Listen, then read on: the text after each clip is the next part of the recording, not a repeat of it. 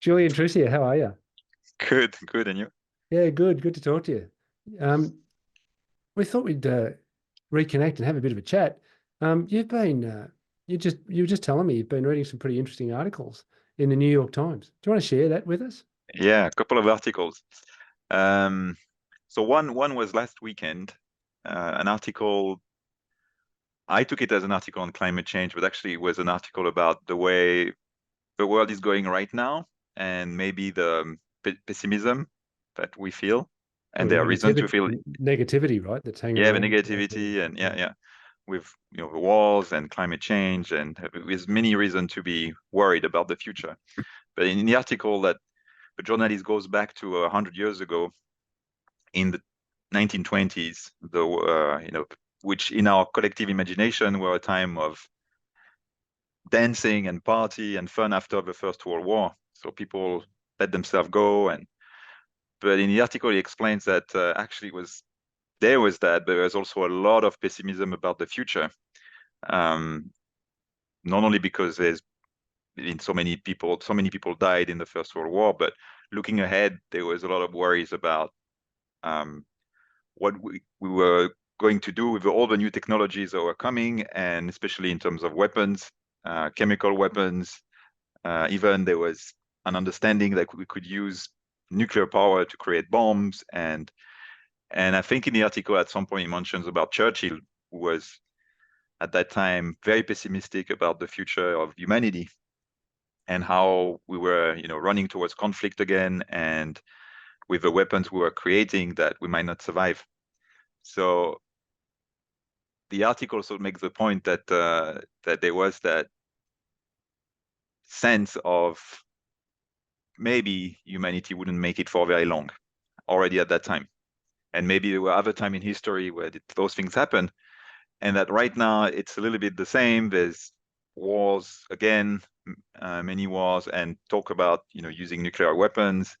Yeah. Um, Climate We've got change is new technologies with AI, and people are yeah, picked. yeah, yeah, We've had so many Terminator movies about how computers take over that people have got fears about that, maybe justifiable fears that, who knows what's going to happen with this technology? Will these computers become self-aware? yeah, There seems yeah, to be, that's creating a lot of anxiety for people as well.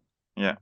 So technology, very powerful technology that we basically can't control, Mm, and that would lead us to the end, and that yeah. will die as a species because we don't know how to control what we've created, and Mm, we're bad in a way. We create things that we're not responsible enough to know how to use them in the right mm, way.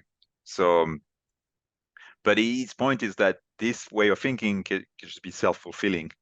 And at the end of the day, say we survived through, the Second World War and having those nuclear weapons coming to life and reality. Well, we didn't destroy ourselves even during the Cold War. We could have. Maybe we came very close, but we didn't. So there's maybe a reason to think we're not that bad or we're not that stupid. Um, but that we need to be careful that it doesn't become a self-fulfilling prophecy. That the way we look at ourselves, um, and a negative view of humanity can just lead us straight down that path rather than thinking, well, we can do things differently and we should, mm. and let's wake up. We can change things. We can change things. So not having that really grim view of humanity. Um, but so I thought that was a very good article. Yeah. But Well, yeah, uh, before you talk about the second one, I just interesting. I was talking to someone yesterday, I think, and they told me, I don't know where it was. I think they mentioned the Times, the UK publication, the Times. I think it was. They'd done a publication just before Christmas looking at actually good stories from 2023, things that had happened during 2023 that were positive, and big stories for humanity. I can't remember what they were, but 100 stories that were great for humanity. And when you think about it, a good mate of mine sent me a paper, an article the other day that this is the most dangerous time because things are changing. And when things are changing, it reaches the time where you've got the maximum amount pushing against the change happening, the people who are benefiting from the status quo, and you've got the maximum amount people pushing for the change to happen. And that's when it's a dangerous time because mhm, things can go wonky. Um, but there's reason to hope that, with all of the changes that we've seen in the past, that eventually, the changes do come, the positive changes do come. So, yeah, it was interesting to hear about those.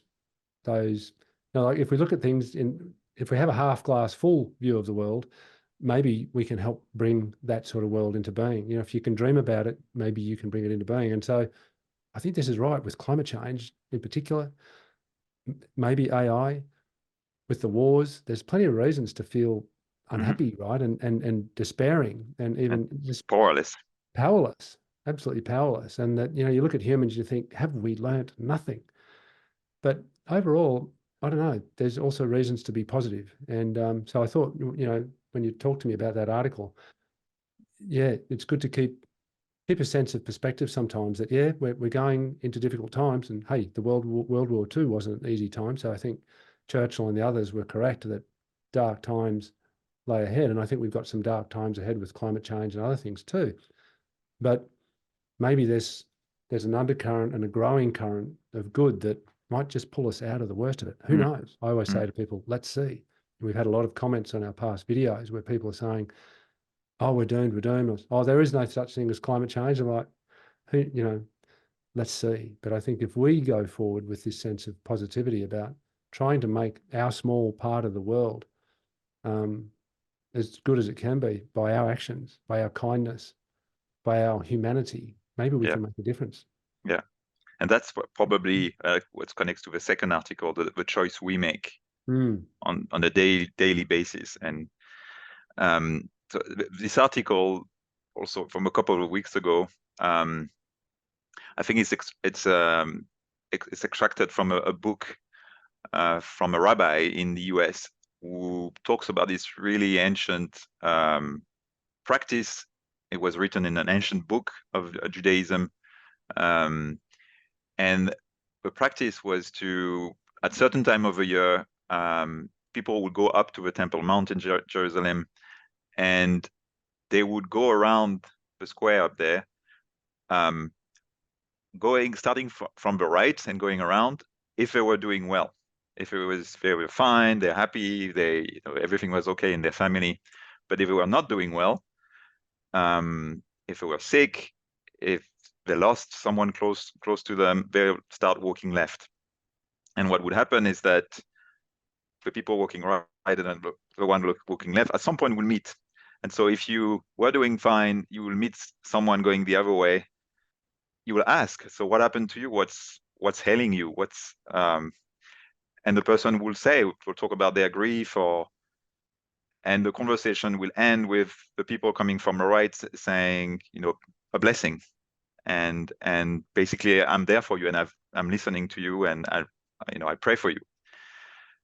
And I thought it was just wonderful. But the article sort of end on another dimension of the practice, is that even the people who had been ostracized from the society because they'd done something that was really harmful to a collective, they will be allowed to go and do that pilgrimage, if you want, and walk left and start left, and they'll receive the same care in a way, or the same questions like, what happened to you? And then they'll get a chance to talk about why they got themselves into trouble, and then they'll receive a blessing. And I thought, what an incredible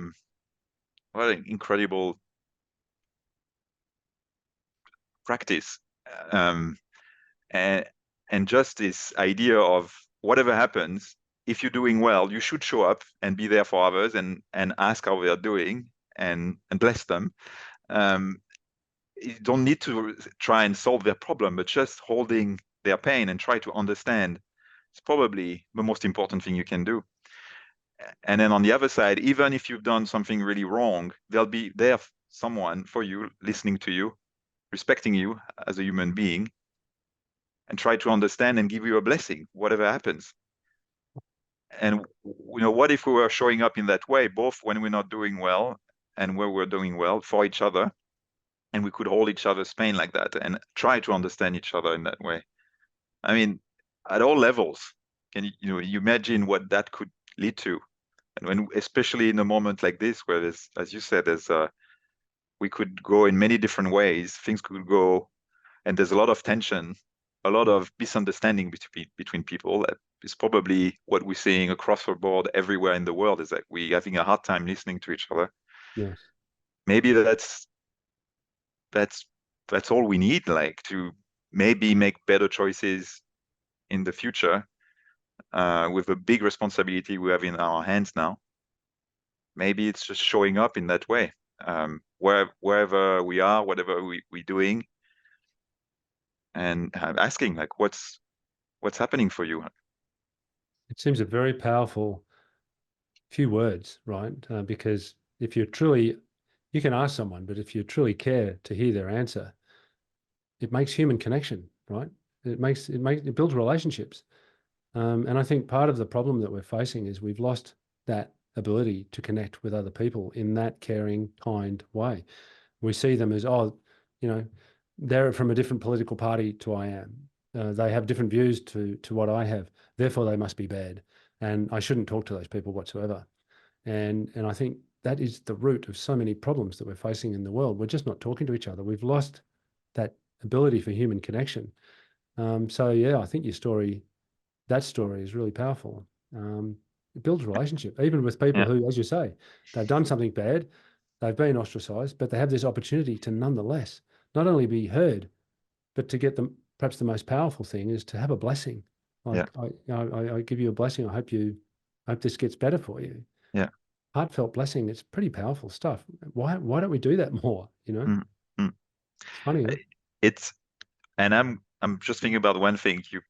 I'm sure you will remember. It makes me think about the story of the Grail. Right. The Grail story. Do you Yes. remember? What ails thee, uncle? Yeah, exactly. So maybe we can try and do a short version of it. Yes, well, let's summarize. You want to give Yeah, a quick summary of what happened? Just that last part of the yes. story. We don't need to So have the whole Grail story. of a great, so it's one, because there are many Grail stories, many versions of it. So it's Parsifal and the Quest for the Grail.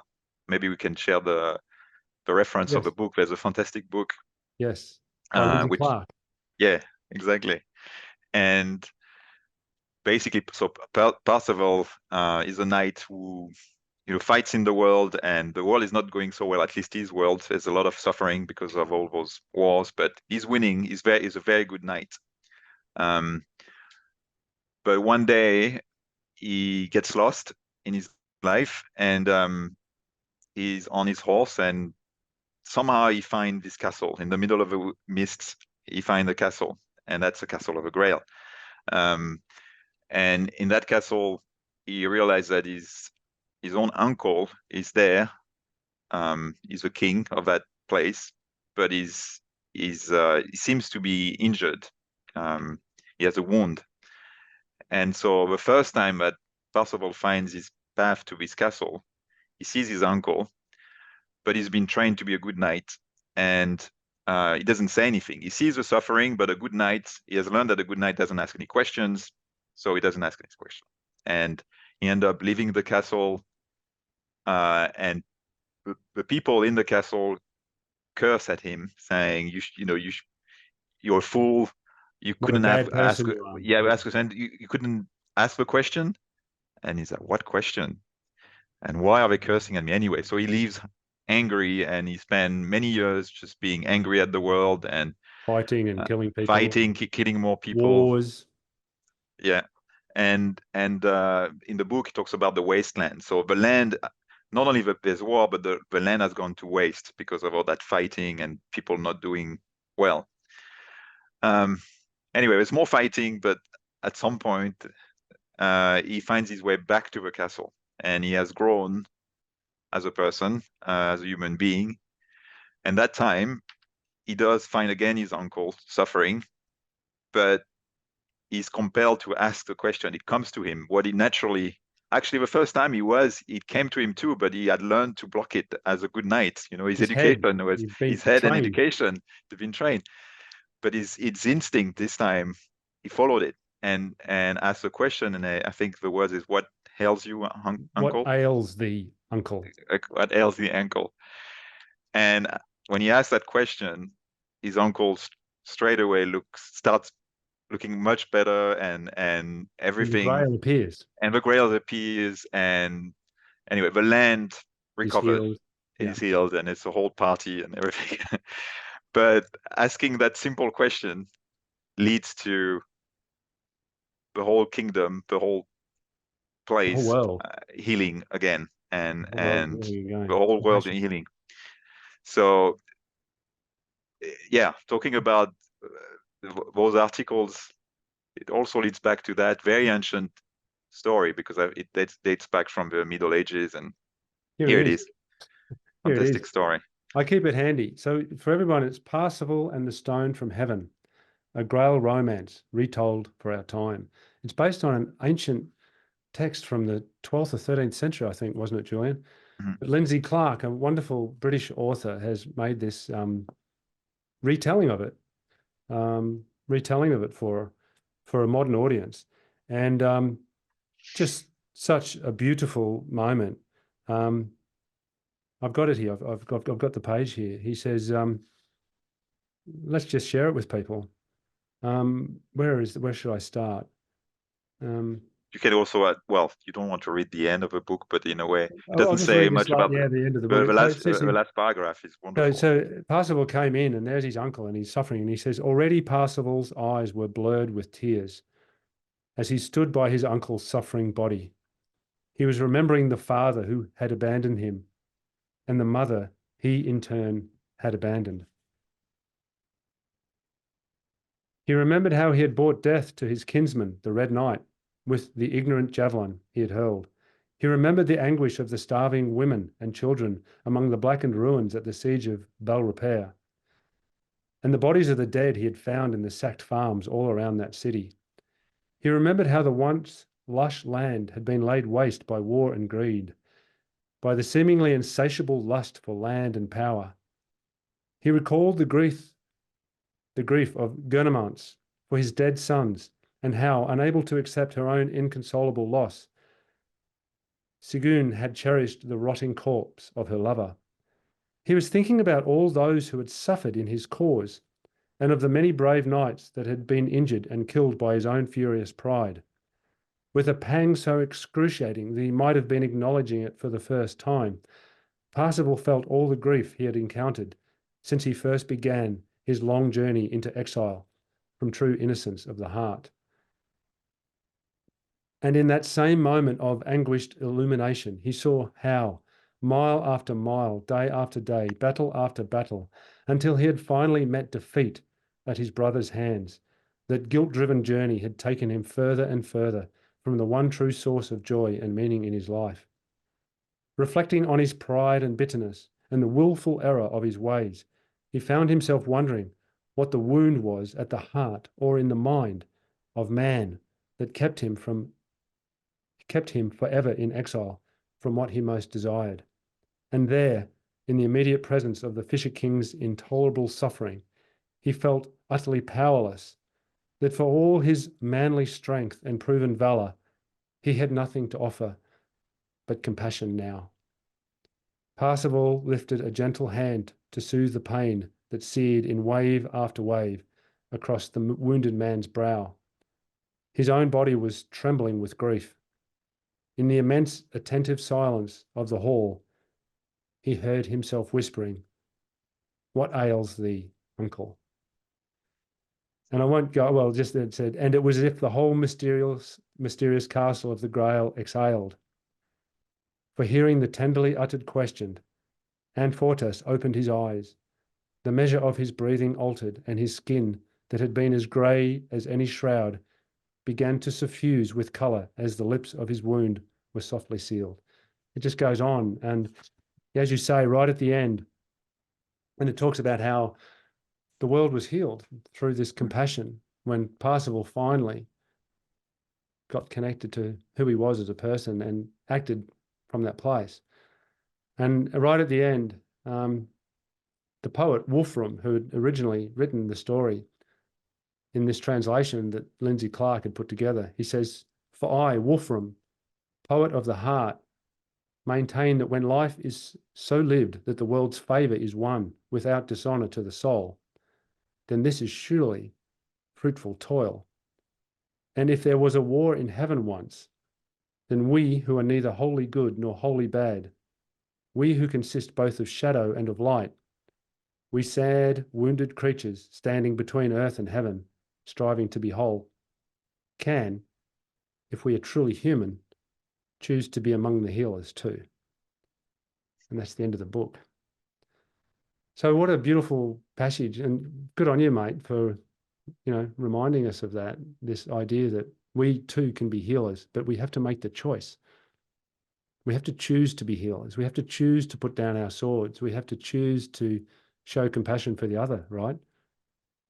Very powerful. Yeah. Got Hey, work to do. we have work to do. Thanks for joining the chat today, mate. Thanks for Thank you. chatting with me today. I appreciate it. Thanks a lot.